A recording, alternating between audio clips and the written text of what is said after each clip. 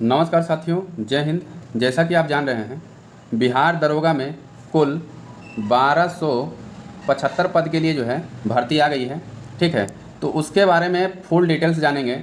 जैसे इस भर्ती की प्रक्रिया क्या है, तो सबसे पहले तो है कि इसका फॉर्म कब से कब तक भराएगा।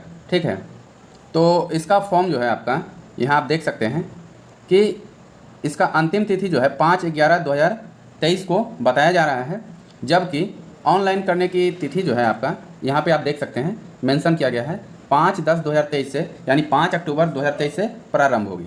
ठीक है, कुल जो है 1275 पद हैं।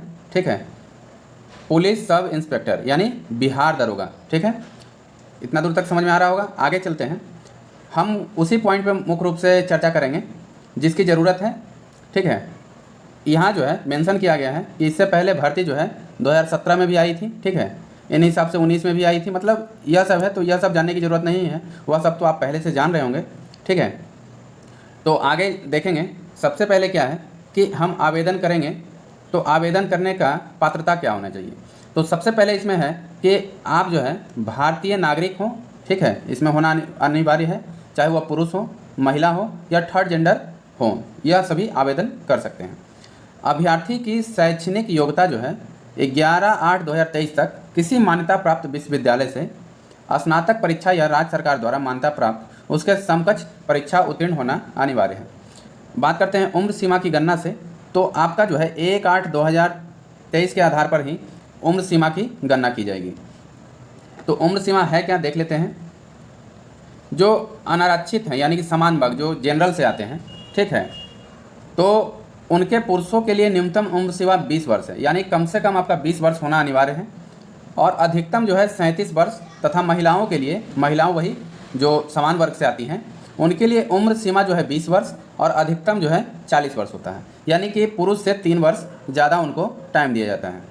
आगे बात करेंगे पिछड़ा वर्ग की। ठीक है, तो पिछड़ा वर्ग एवं अत्यंत पिछड़ा वर्ग के पुरुष एवं महिलाओं के लिए न्यूनतम उम्र 20 वर्ष और अधिकतम उम्र 40 वर्ष होगा, यानी कि यहाँ आपको जो है 3 वर्ष का छूट दिया जाता है। ठीक है, वहीं बात करेंगे अनुसूचित जाति एवं अनुसूचित जनजाति के पुरुषों एवं महिला तथा थर्ड जेंडर, जिसे ट्रांसजेंडर कहते हैं, अभ्यर्थियों के लिए इनके उम्र जो है 20 वर्ष या फिर 42 वर्ष अधिकतम। ठीक है, आगे बात करते हैं कि बिहार के वैसे सरकारी सेवकों को उच्चतर वेतनमान की सेवा संवर्ग में जाने के लिए प्रतियोगिता परीक्षा में भाग लेने हेतु अधिकतम आयु में 5 वर्ष की छूट दी जाएगी, जिन्होंने नियमित सेवा में न्यूनतम 3 वर्ष की अवधि पूरी कर ली हो।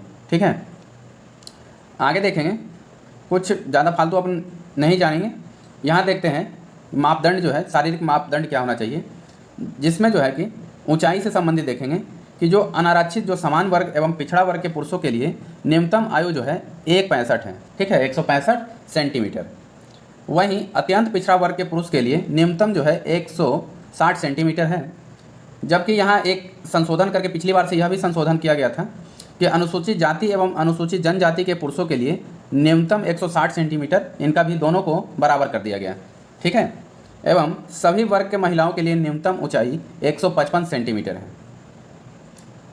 और भी हम वीडियो हमारे चैनल पे अवेलेबल है शॉर्ट के माध्यम से, उसमें आप भी जान सकते हैं। ठीक है, बात करें कि चेस्ट का, जब पुरुषों के लिए, तो बिना फुलाए आपका 81 सेंटीमीटर होना चाहिए और 5 सेंटीमीटर, जैसा कि आप जानते हैं, फुला करके आपका सीना जो है वह 86 सेंटीमीटर न्यूनतम होना चाहिए। ठीक है, यानी कि फुलाने के बाद कम से कम सीना जो है आपका 5 सेंटीमीटर का अंतर होना अनिवार्य है, नहीं तो फिर आप अयोग्य घोषित किए जाएंगे। वहीं अनुसूचित जाति एवं अनुसूचित जनजाति के लिए बिना फुलाए आपका 79 सेंटीमीटर और फुला करके 84 सेंटीमीटर, यानी कि इसमें भी वही है, लेकिन थोड़ा सा इनमें 5 सेंटीमीटर का वो दिया गया है छूट। महिलाओं की बात करें तो जितने भी महिलाएं बेचारी कमेंट कर रही थी, जितनी भी बहनें हैं, तो उनके लिए ऐसा कोई मापदंड नहीं रखा गया है।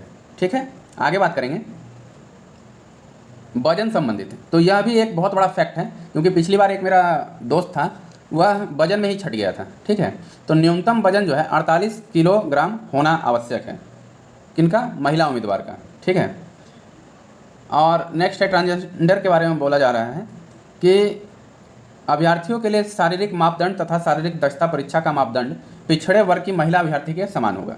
ठीक है, लिखित परीक्षा के बारे में थोड़ा जान लेते हैं। तो लिखित परीक्षा के बारे में जैसा कि आप जान ही रहे हैं कि जो पहला चरण आपका होगा उसमें 100 प्रश्न होंगे, ठीक है, जिसके लिए कुल 200 अंक होंगे।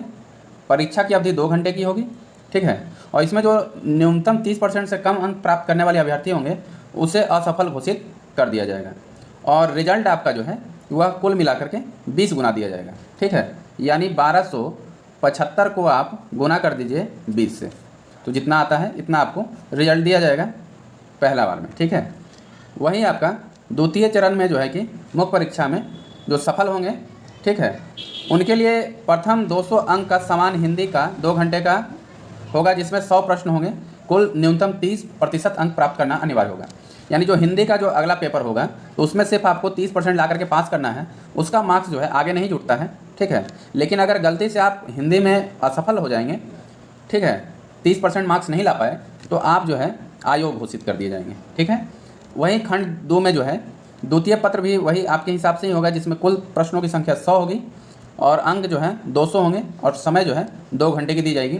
तो दोनों फर्स्ट परीक्षा और सेकंड परीक्षा में अंतर क्या होता है, तो जो फर्स्ट जो एग्ज़ाम होगा उसमें आपका लगभग 30 प्रश्न जो होंगे वह करंट से आता है, ठीक है।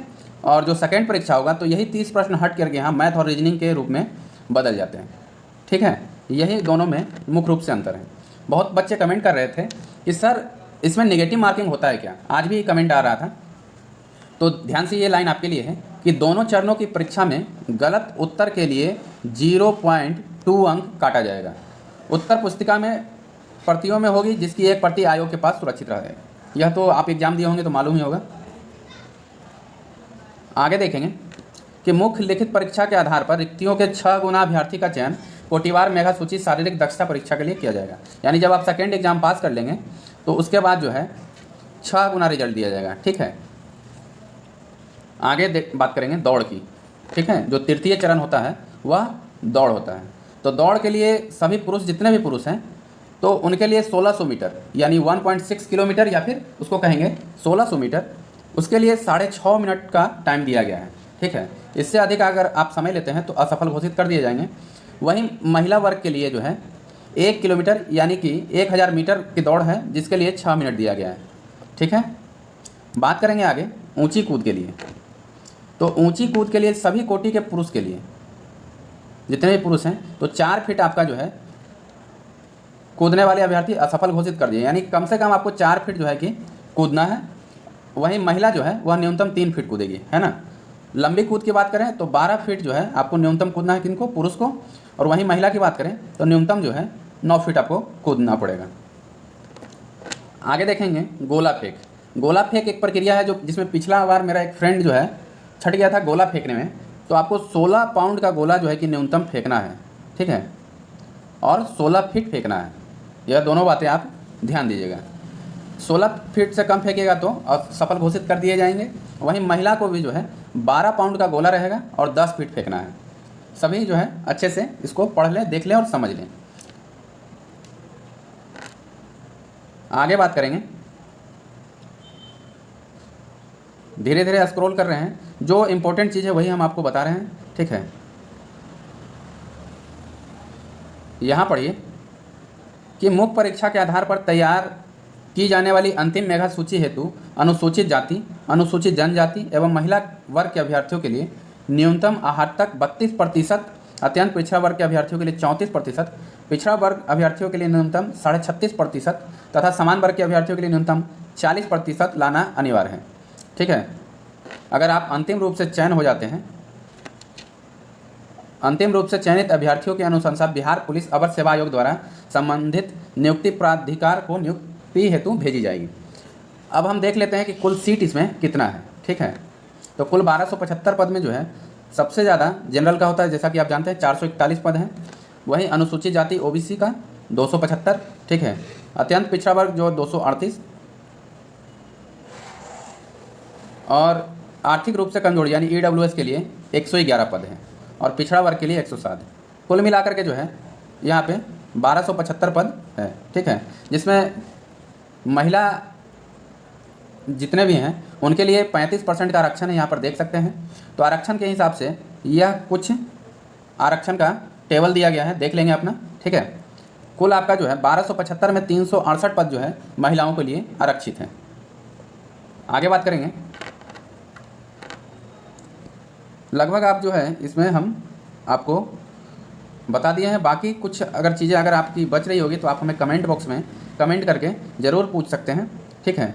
और थोड़ा यहाँ एक बार देख लेते हैं कि बिहार राज्य मूल निवास अत्यंत पिछड़ा वर्ग, आर्थिक रूप से कमजोर वर्ग एवं अनारक्षित वर्ग के पुरुष अभ्यर्थियों एवं बिहार राज्य के अभ्यर्थी चाहे वह किसी भी कोटि वर्ग के महिला, पुरुष या थर्ड जेंडर के हों, ऑनलाइन आवेदन का मूल्य जो है 700 रुपये तथा बिहार राज्य के मूल निवासी, अनुसूचित जाति, अनुसूचित जनजाति वर्ग के पुरुष, महिला राज्य के मूल निवासी, सभी वर्ग कोटि के महिला अभ्यर्थी एवं थर्ड जेंडर वर्ग कोटि के अभ्यर्थियों के लिए ऑनलाइन पत्र जो है वह 400 रुपये होंगे, ठीक है। यानी जनरल के लिए 700 और बाकी सभी के लिए 400 देना अनिवार्य है। कुछ है फ़ोटो वगैरह से संबंधित, ठीक है, वह तो आप जो है एक बार इसको अच्छा से पढ़ करके ही जाइएगा। ऑनलाइन आवेदन करना है तो भी, ठीक है। तो चलिए, इसमें ज़्यादा कुछ नहीं था।